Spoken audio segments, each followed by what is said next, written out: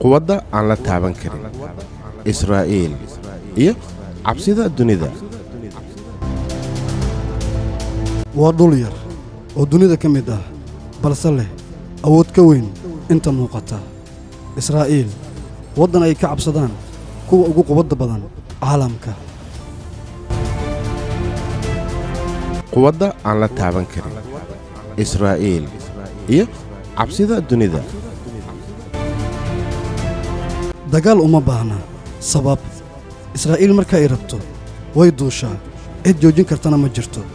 waa awood aan la eegin dembigeeda balse la qariyay. Quwadda aan la taaban karin Israa'iil iyo cabsida dunida. dhul la barakiciyey, dad aan haysan hooy, carruur xasuuq lagu wado, haween la laayay. waa Falastiin, halkii ay ahaan jirtay hooygii nabadda. Quwadda aan la taaban karin Israa'iil iyo cabsida dunida. maxaa dunida ka aamusiyey? maxay golaha amniga uga hadli la'yihiin? maxay warbaahinta u sheegi la'dahay xaqiiqda saxda ah?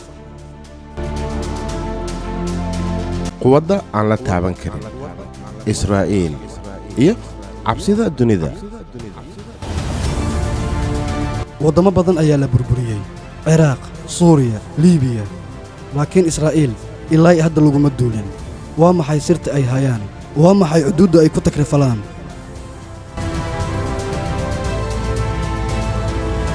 Quwadda aan la taaban karin Israa'iil iyo cabsida dunida. sirdoonka ugu halista badan Mossad, heshiisyo qarsoon, dana dahsoon.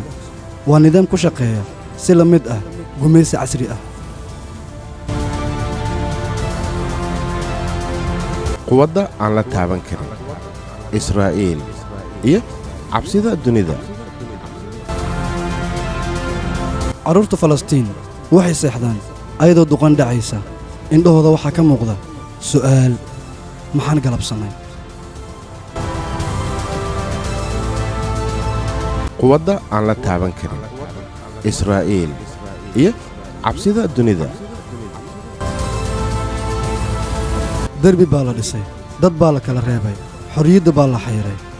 waa mid ka mid ah gumaysiyada casriga ah ee ugu foolxun.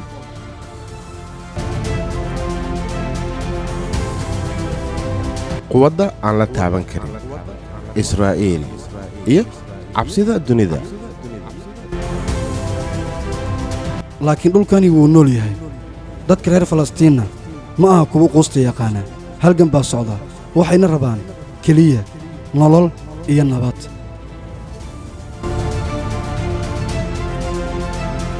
Quwadda aan la taaban karin Israa'iil iyo cabsida dunida.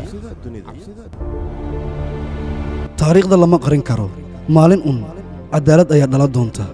dhulkan wuxuu la hadli doonaa kan iska leh.